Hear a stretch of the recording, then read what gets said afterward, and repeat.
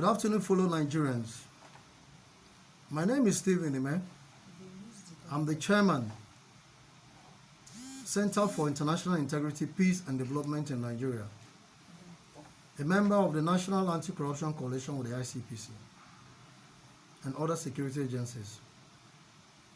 I'm also the chairman of Coalition of Nigerian Civil Society Group, and I'm here to bring to the notice of Nigerians the truth on the reason why our government cannot defeat insecurity. And my story goes, we had reported a case of rape of a 15-year-old girl, Mary Udo, and reported a case of the oil and gas embezzlement and fraud that was done by the former chairman of Mkparenin, Ephraim Brownson, Sunday Akbar. And this report we reported had haunted us with no help from the government, even at the judiciary when we cried to them, even to the police, and even to the ICPC themselves that we were giving information to. Till today, none of this we've written to them has been investigated. This is my story. 2014, I got back to Akwa Ibom, back to Nyadiong, my mother's land, and I decided to build on that property. After the building, we had to establish our office, an administrative office of CPAD in Nyadiong, in Mkparenin local government area. We had come in contact with so many high-profile and heinous crimes committed by policemen, some policemen in Akwa Ibom State, which we have petitions to back up. Cases of leveling of false allegation of kidnapping for the purpose of extorting money. So many cases which I cannot name here, which I'm calling on the federal government and the people of Nigeria to rise up to this very speech I'm making here. I see so many Nigerians, if people come out to speak, you see condemnation. But this one is not the time for personal interest, but to see and know the reason why we cannot fight insecurity. And that's why I'm coming out to say this. In 2016, a police inspector, Joseph Etuk, was alleged in a case of rape of a 15-year-old girl, Mary Udo, in Mkparenin local government area of Akwa Ibom State. We took up this matter to the police commissioner. Even when we took this matter to the commissioner of police, so many people, while the investigation was on, so many people were coming to bribe, including an apostle of God, which I don't want to mention name here, came to give me 5 million naira as a bribe to let that case go. And I told him, no, I will not let that case go. That today, I live as a good example, as an ambassador of truth. That we are not to prosecute, but we allow the police to investigate and prosecute. We were never loved by the police, mostly by those who were friends to the inspector, Joseph Etuk, who was allegedly involved in that rape case. Mary Udo was adopted after being raped to a police station in Mkparenin, that's in Mkparenin division, kept for 3 days. A girl that went to church with Bible. She committed no crime. I took my money, I used my money to sponsor and support this girl in medical treatment, medical report, everything upon the whole money I spent. I did this for Nigerians. I stood for the women of this country. I stood for the African women. I took up the pain. I followed up this case. Police came and started threatening me. In fact, so many, they would come to my office, they would threaten me. I told them, well, if God is there, justice will be done. Another matter came to us. The youth in the community brought a case of abandoned project, which money was embezzled by the former chairman of Barenin, Ephraim Brownson, Sunday Akman. And we did a letter to the ICPC. We went there, snapped the whole thing, and the ICPC came in and arrested Mr. Honorable Ephraim Brownson Akman. And while investigation was going on, the village heads were involved, because Brownson Akman told the ICPC by the report they made that the village head, the 3 village heads of Nyadiong were involved in this very crime, that they collected bribe. They gave them money so that they can shut up their mouth. This was something that we were not even aware. And after this, we didn't know how this whole thing leaked. The village heads started sending talks to our office. They destroyed our office. They threatened us every day. We could not sleep. And finally, a threatening note was written and was dumped under my door. And I came in, where I went to in Anambra State, and I saw the note threatening me that they are going to plant a dead body on me. They are going to incriminate me. They are going to make me decide. They are going to kill me. They are going to do. I just took a letter and I wrote a petition to the Commissioner of Police. I wrote to the DSS. I wrote to the security agencies. I told them about the threat. But nothing happened. I have all this information here. All, as you see this thing, how big this book is, that is how everything that was going on, I was writing all of them. As they unfold, I keep suffering. I also wrote to the ICPC, informing them of this whole happening. That look, the case I've reported, this is what is after me. This is what is after me and myself and my family.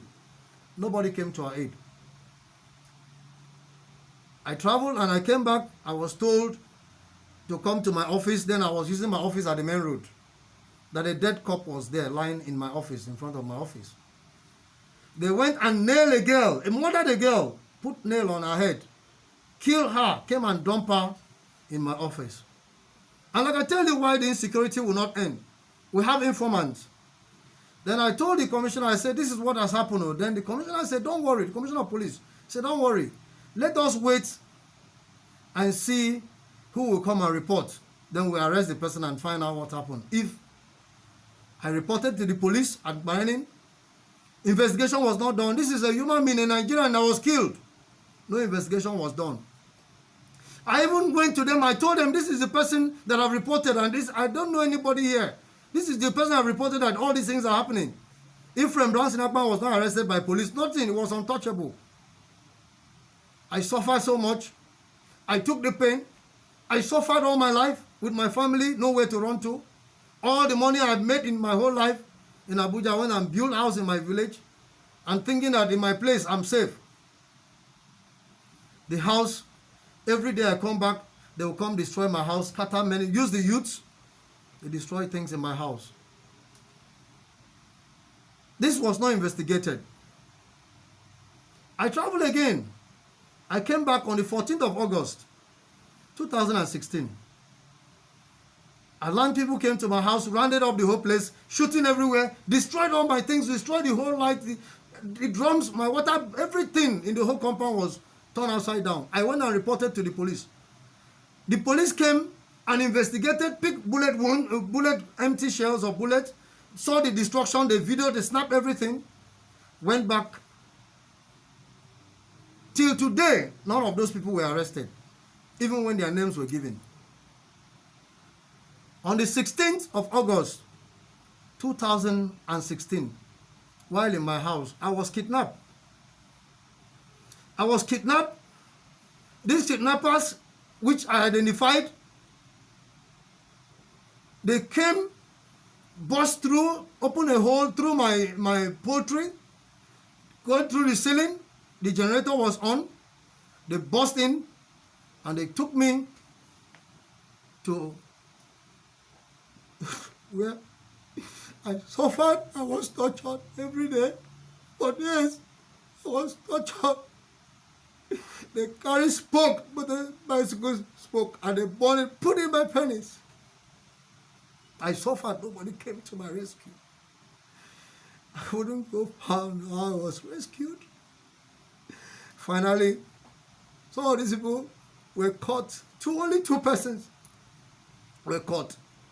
And last week, they've been sentenced to death by hanging. Just last week. But what about showing Nigerians? What about this? The people who, if the court have found these people guilty because of the overwhelming evidence before them, what about Ephraim Brownson? Am I safe as I'm sitting down here? The story, you will hear everything. I was taken, was later in release. This is this government I work for, I provided information. How do you think Nigerians will provide information to the government and they will not expose them and be killed?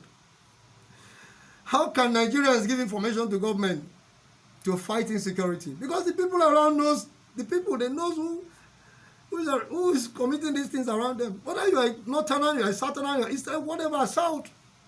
We are Nigerians. And if we do not go back to the history to find out petitions that people have written, people are crying, they are angry. Nigerians are angry.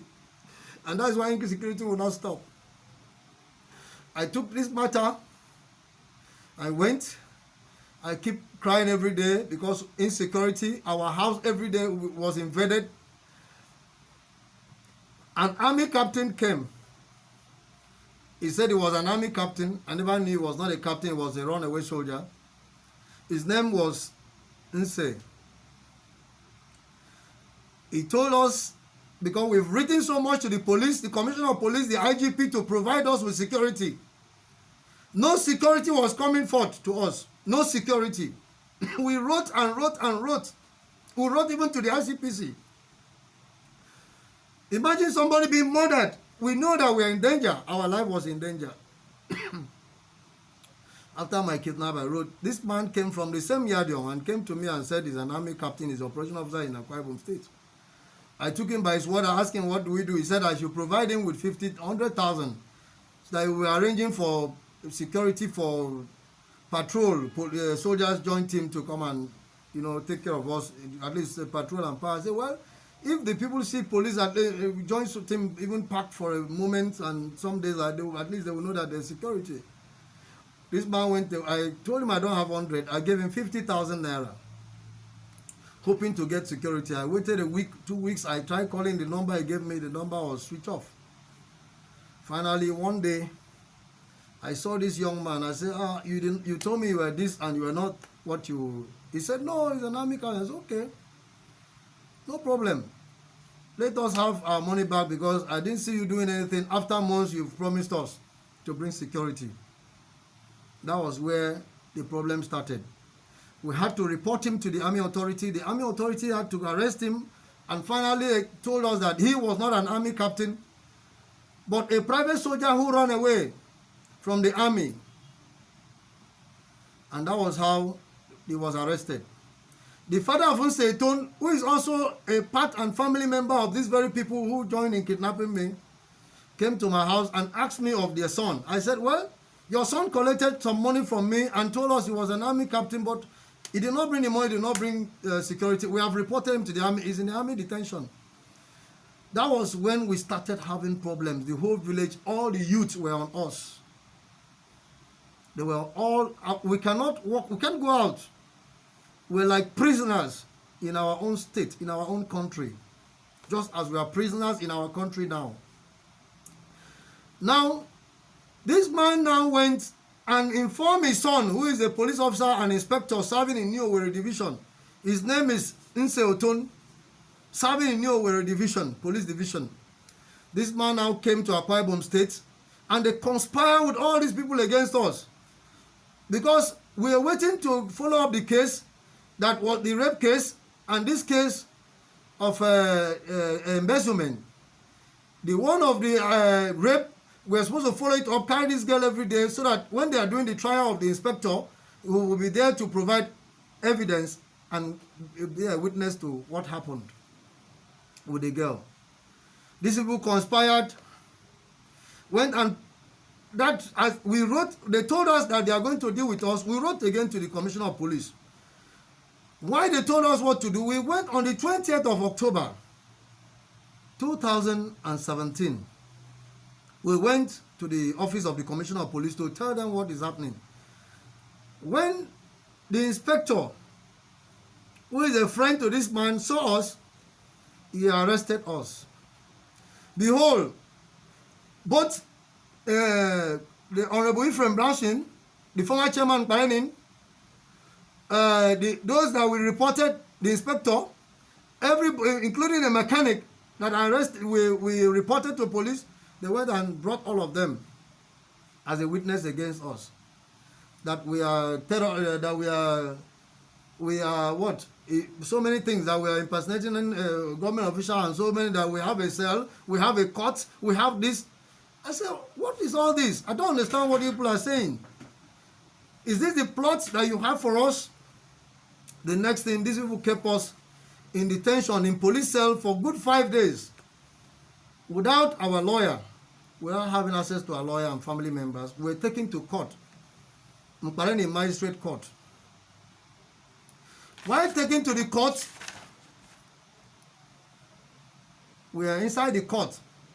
Ephraim Brownson Akpan, the Honorable Chairman of Mpareni, came in, passed straight to the magistrate office. And they came out. After they came in, they entered the court. Our case came up. And what is the allegation? The father of Nse said that I collected 200,000 naira from him to go and bail his son that was in the in the army custody, which was false and lies. That he gave me 200,000. For 200,000 that he gave me, the magistrate gave us bail, arrested four of my staffs that were working with me. 2 elderly men and a young man and a lady with myself. These are the group that they said were criminals for reporting crimes in Akwa Ibom State. So many things. If Nigerians will hear me, I have so many things to expose a lot of things that is happening. Let this case be investigated. And that is what we are calling for. The magistrate gave me a stringent bail condition with the condition of a paramount ruler and a clan head. The same people have indicted for crime in that community. After the Ephraim Brownson Akpan went to and met her, coming out to give us this stringent bail condition. We were surprised. If I've collected money from you as a bribe, why you, who gave me the bribe, was not prosecuted? Because you that gave bribe and the one that received bribe has committed offense. Now, what of the 4 persons? What have they done? What did they do? Why are they arresting us, all of us? For what? What was the crime? These people they arrested, I don't know the crime they committed. I don't know what they said. They said them too, they should bring clan head and other persons to bail them. It was a very shocking thing. This is the country, Nigeria, that we're running. We were there. I was weak. I was surprised. Everybody in the court was also shocked at the whole thing. I was taking all this way, all the plot for them to incarcerate us, to keep us away from prosecuting, from appearing on those cases that we reported as witnesses. Joseph Etuk, the inspector that raped the girl, was asked, the DPP, the Attorney General of the state, gave an advice and order that he should be prosecuted in the court of law. It was not taken to the court. Where was he taken to? They lied that he was in prison custody, whereas he was not in prison custody. It was a very big conspiracy in Akwa Ibom State, including the prison authority. I was taken to the prison. While I was taken to prison, they have already arranged for people that will be dealing with us inside the prison. I was waiting. As I got to the prison, they welcomed us very well. The treatment they gave me is not something I should tell Nigerians. For 3 months, I was inside prison. Do you know what these people did? They went to my house organized thugs. They went and removed the whole of my ceiling, burgled my house, removed everything. For a good 3 months, I was waiting for who God would touch to bail me. I spent the whole of my money. Some lawyers will come, they will tell you, they will release you, they will do this, they will go and sort them. We are there in prison. So many Nigerians are in prison for reporting crime. How do you expect these same people to come and expose crime? These are the people. If you look at my house, they brought they carried everything, packed all in my house, emptied my house. They went, removed the whole burglary. People were living around. People live around the house. They removed the whole of my zinc, everything. Within 3 months, my whole house was naked. I wrote for investigation. Now, what is it? When we saw the malicious prosecution, we wrote to the Attorney General of the state for a transfer of this case, for them to take over the case. Not the same police who are prosecuting us were those we reported of crime, including Inspector Michael Ekpo, who was involved in oil bunkering that we reported to the same. We request the Office of the Attorney General of the Federation and the Minister of Justice to immediately wade into this matter and order the immediate withdrawal of this case from the court, and proper investigation be done, and those found wanting in these very corrupt practices and malicious bias prosecution should be brought to book to serve as a deterrent to others. The judiciary is the only hope of the common man, and if the judiciary now begin to be used in witch hunting and hurting and dealing with people who are reporting crime in the society, mostly the civil society group in Nigeria, that means a call for revolution and war. Because the government that I know, being headed by the President and Commander-in-Chief, General Muhammadu Buhari, retired, is a government that listens to the people. And I believe by him and his agents and his ministers and governors hearing all this, I think he will do something about it to save the society, to save the country from falling. The president must rise up and look into the petitions being written by Nigerians, those who have been hurt in so many ways, like us. I have lost, you can see my house, my building is damaged. They removed the whole room, the whole place has turned to bush, has turned to forest. I'm running away because of reporting crime. If the government will do this, it will give the society and the Nigerian people, the citizens, the reasons to report crime and save the society from corrupt practices and insecurity. You can see also my house when it was still, when I built, when it was new. Look at the video.